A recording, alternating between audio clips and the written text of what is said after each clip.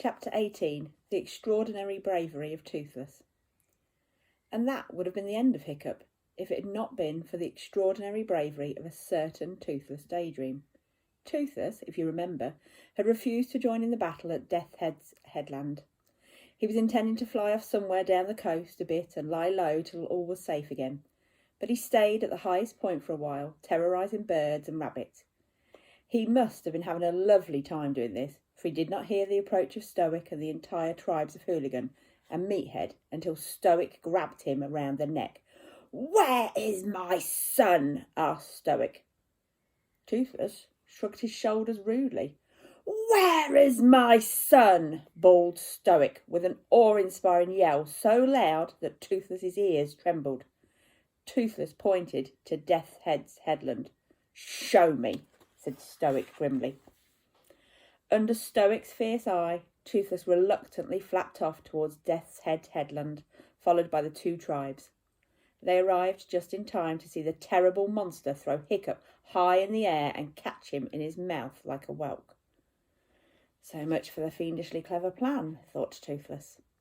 He was about to use the opportunity of Stoic's obvious distraction to sneak off to a place of safety when something stopped him. Nobody knows what that something was. It was a moment which changed the whole world view of the Hooligan tribe.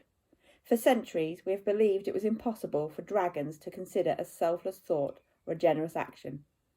But what Toothless did next is impossible to explain as being in his own best interests at the time. All his fellow domestic dragons were now flying somewhere over the inner ocean.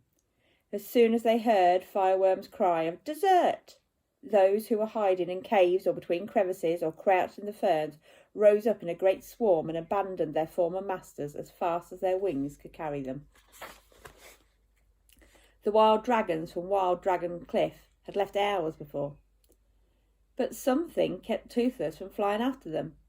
Maybe it was Stoic's heart-rendingly powerless cry of "No!"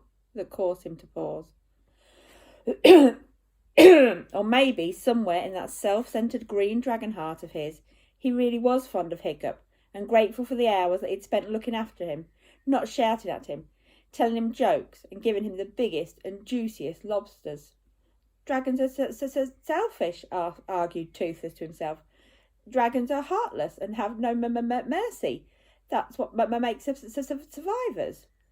Nonetheless, something made him turn right around, and something made him fold his wings back and fly like a dragon blur to the great monster on the cliff tops, which really was not in Toothless's best interests, as I said before.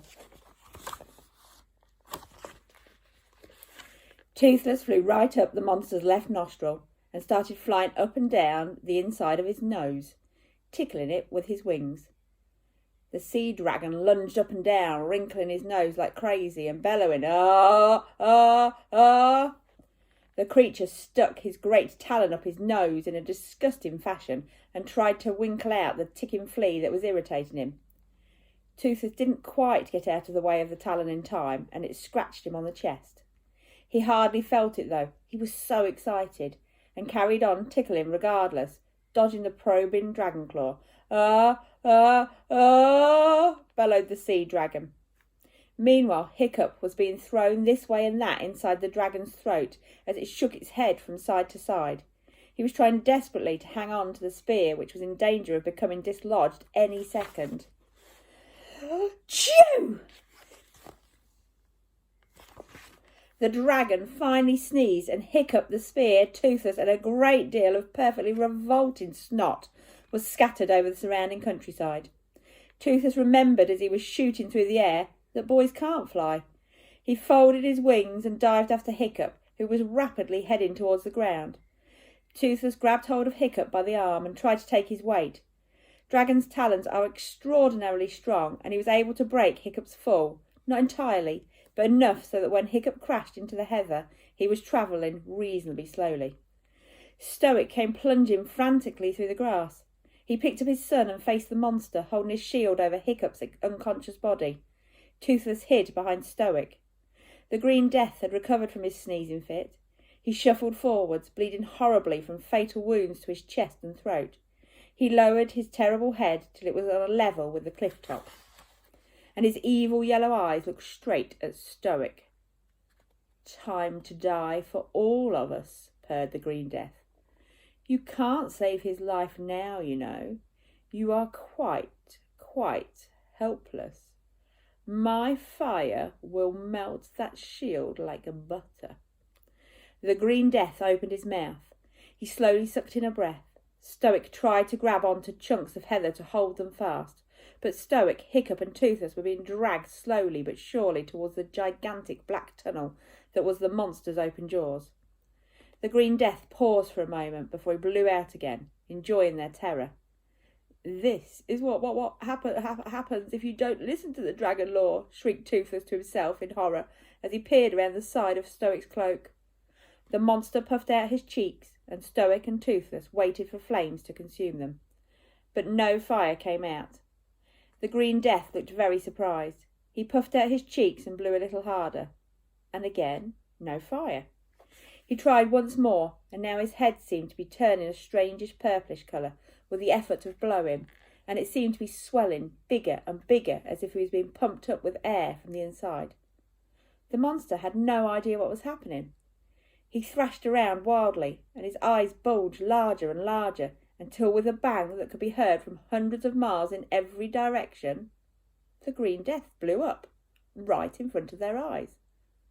This may seem like some sort of miracle, or an intervention on the part of the gods, but in fact there is a logical explanation. When Hiccup was hanging in the sea dragon's throat, desperately repeating, I need to live, to himself, he'd taken off his helmet and plugged the horns as hard as he could into the fire holes. It was a perfect fit. So when the dragon tried to use his fire, the blockage caused a build-up of pressure that eventually grew so great that the Green Death simply exploded. Now there were pieces of dragon flying in all directions. Stoic and Toothless were incredibly lucky not to get hit by anything, standing as close to the explosion as they were. But a single burning dragon tooth, 8 feet long, one of the monster's smaller ones, exploded straight towards Hiccup. The boy had been dragged out from under the shelter of Stoic's shield by the intake of the monster's breath, and was now lying on the ground a couple of feet in front of Stoic and Toothless, completely exposed. Stoic caught the movement of the tooth out of the corner of his eye and flung himself and his shield forward. Only a Viking could have got there in time. Shooting woodcock with a bow and arrow develops very quick reflexes. So Stoic's shield did save Hiccup's life after all. If it had not been there, the tooth would have impaled Hiccup like a prawn on a stick. As it was, it buried itself deep into the bronze centre of the shield, and quivered there, blazing with green-edged dragon flames. Stoic lifted the shield, terrified that the tooth might have pierced through to his son, but Hiccup was unharmed. His eyes were open, and he was listening for something. He was listening for a strange sound that seemed to be coming from the flaming tooth itself. It was the sound of wheezy, echoing singing, like the wind blowing through coral caves, and it went something like this. I tell the mighty big blue whale his life is over soon. With one swish of his armoured tail I put out the sun and moon. The wind and gales are quivering when I begin to roar. The waves themselves are shivering and trembling back to shore. Listen, said Hiccup happily, just before he passed out. The supper is singing.